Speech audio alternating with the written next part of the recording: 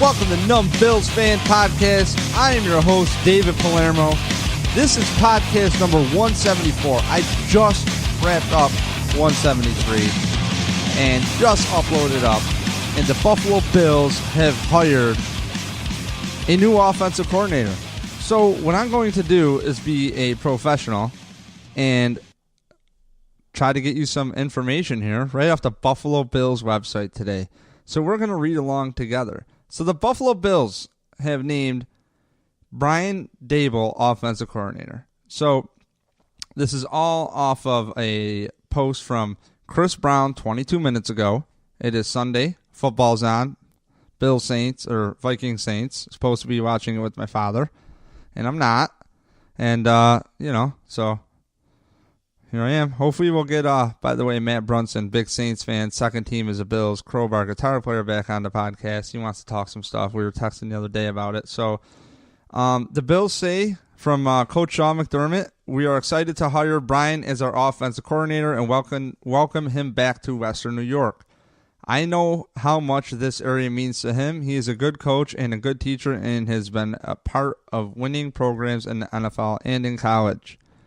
So if you don't know who Brian Daboll is, he was the,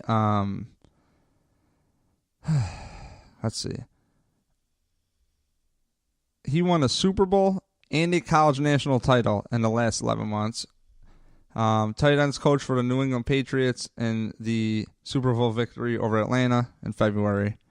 And he just won his last national title with Alabama as the offensive coordinator.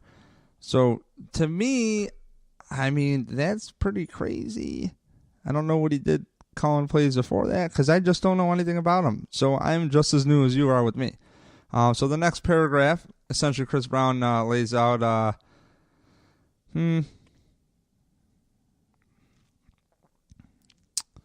So, Alabama ranked 15th in the nation in scoring, 37.1 points per game, 13th in rushing, 250 yards, 0.6 yards a game, and 16th in first downs. Now, here's the thing to me with Alabama. They get the best players. Saban rolls in there like a G. He goes in there, looks at mom. He's got a bod. You know what I mean? You know that dude steroids. He keeps it real. He looks stressed out all the time. I know the type. Saban's looking to go in there all silver fox. You know, you got to paint this picture. Bring me your kid. Look at these guys making money. And it's true. But he's like a Belichick, you know. So for 11 years, he was under Bill Belichick and had served as defensive assistant, wide receivers coach, offensive assistant, and tight ends coach, winning 5 Super Bowl rings. He also has 4 years of experience as offensive coordinator in the NFL. He was the offensive play caller for the Browns 2009 to 2010, the Dolphins in 2011, and the Chiefs in 2012. I mean, no offense to the man. I'm not impressed with any of those. So just throwing it out there, you know. I know there's a tail to the tape. So I will dive into there and see how well they produce. But right out the bat, you're hearing about the Browns, the Dolphins, and the Chiefs in 2012, which is, I believe that's obviously pre-Andy Reid. So, I don't know. I don't know what to think about that. Look, people go do their thing, and they come back, and, Andy Reid's last year was 2012 in Philadelphia, so... they come back and they do their thing, and, you learn. And Bill Belichick was a coach that he got fired from Cleveland. And if you watch the A Football Life on Bill Belichick, I watch most of it. I have a lot of respect for the guy. And that's why when I hear about the cheating stuff, it's like, dude, you're way ahead of the curve, man. You don't need to cheat. You don't need to do any of that. So, look, this guy, Brian Daboll, he has crossed paths, as Chris Brown says. Pretty much reading this verbatim, just summarizing it. This is all Chris Brown's article. I know nothing.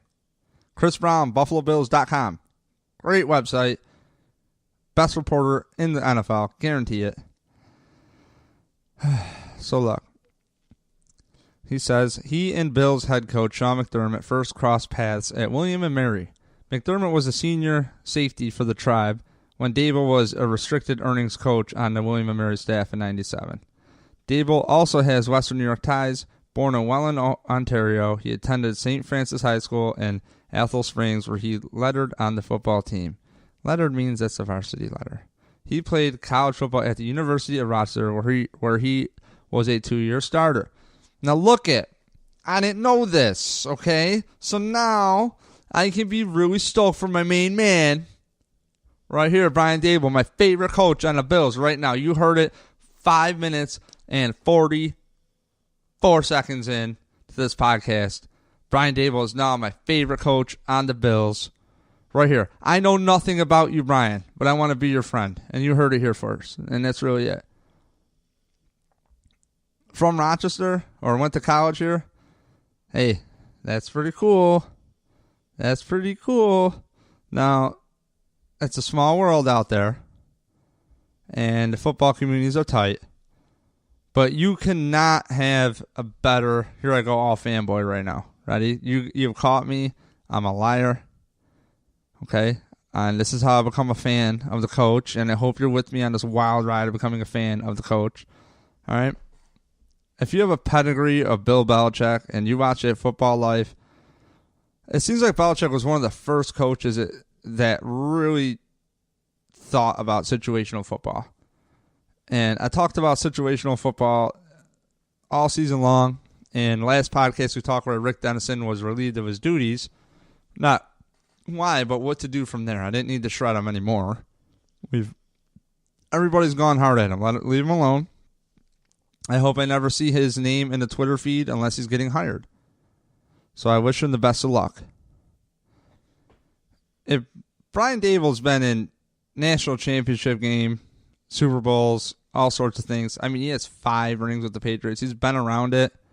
I guess it's that winning pedigree. Maybe he would know about the secrets or not of, is there really a cheating system in New England? That's all I want to know. That's all I want to know. I'm going down this rabbit hole with the Spygate, and I want to believe it, you know, because it just makes me feel better. But the drought's over, so what do I care? Bring it on, baby. So, Brian Daboll, welcome aboard. Let me give you some advice. LaShawn McCoy is really good. Tyrod Taylor, if you keep him, can really run the ball and be a dual threat as well. Maybe put a guy or two behind him because he might be gone for a game or two a season. That said, he works his ass off and he'll do whatever you ask for him. That's it. You're from Rochester for a couple of years. You went to U of R. I actually frequent that area all the time. I live up the street in Gates. Right up the street. You take Elmwood up, Scottsville Road, kind of cut over. You know, we're practically family, Brian. So, you know, this podcast is going to be labeled a message to Brian Daboll. Okay? Look at another thing you got to know, Brian, is this team will play hard for you. It's almost a blessing that McDermott came in and they're relieving a coach of his duties this early. That way, around the league, very respected, you can hire this individual. Cool. Now,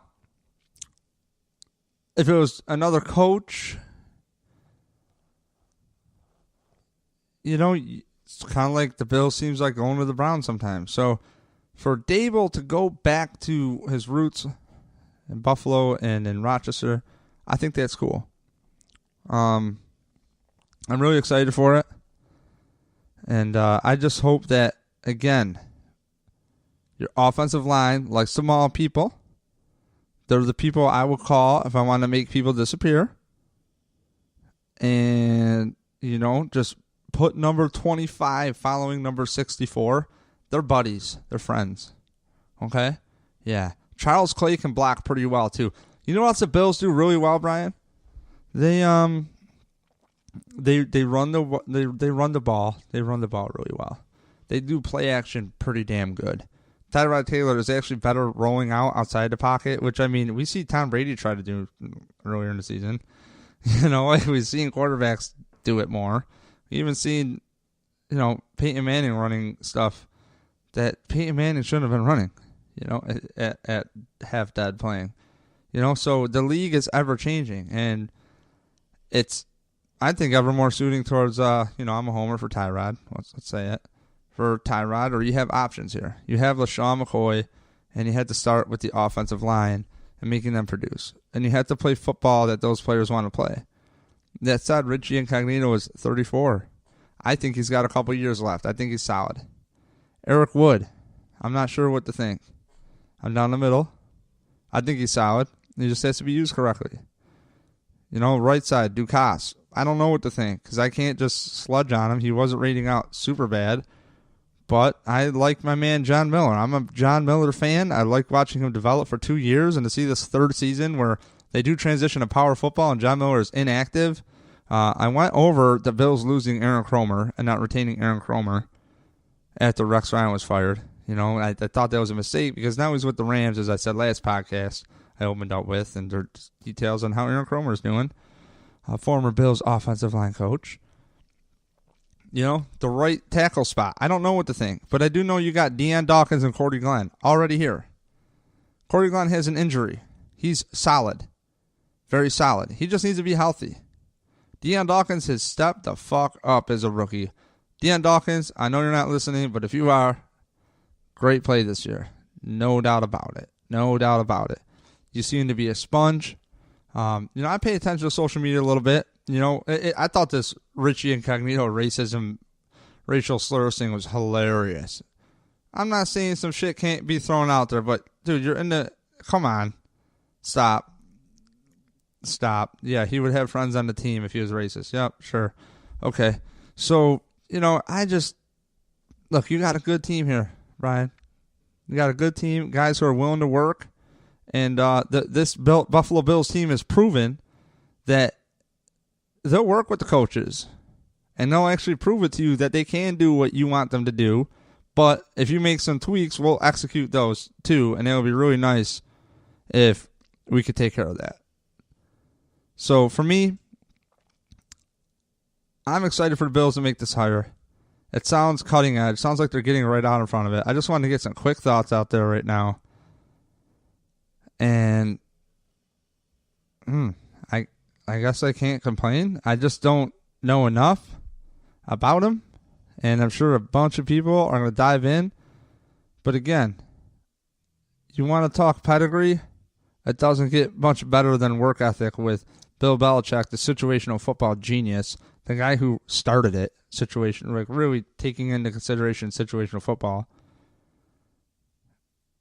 And if you want to talk situational football, like going into the half, holding onto the ball, and coming out of the half with the ball, that's what I think about with the Patriots. You know how the Bills had that with the Jaguars, and then they ran the ball, and the Jaguars got the ball back before half? Yeah, I remember too. Okay, don't want to talk about it because Brian Daboll is here. Brian, just the fans will be by your side. We're not stupid. Just do your thing. We'll give you some patience.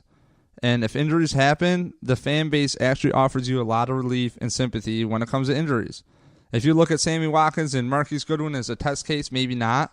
But at the same time, when they're healthy, they produce. And Marquise Goodwin, his last year with the Bills, I've been saying it, was a really good player. He had a concussion. You can't say he's injury prone. The injury before that, a dude in I believe a Pittsburgh player a year prior, so 3 seasons ago, belly flopped on his ribs like a nose tackle. On purpose. Like, after the play kind of shit. Like, come on, dude. You kind of can't control that. So, it all comes down to the coaches putting the players in the best position to succeed. And I think the coach has got to upgrade the receivers coach. I don't think he's good enough. From East Carolina, Zay Jones' coach. The receivers played horrible. That's frankly that. We've seen them play better. It's not the players all the time. It's what they're asked to do. So, Brian Daboll, thank you for coming along. Very impressed. Can't wait to dive in and see what you're about. Especially now they know you're from Rochester. So, transitioning into a Brian Daboll fan, here I go. So, that's it. On behalf of numbillsfan.com and Numbillsfan Podcast, I am your host, David Palermo. Follow along with me on Twitter, Instagram, Facebook. And, let's look forward to this. I can't believe this hire. It's so quick. I'm like really in shock. I'm supposed to be at my dad's right now watching this Vikings game at 5:10 p.m. on Sunday, but I guess I'm double dipping today. So, all right, have a good one, party people. Bills are moving quickly. Let's see what coaches they bring in. Let's get them going. Can't wait. Cannot wait. All right. Again, I'm your host, David Palermo. Take care.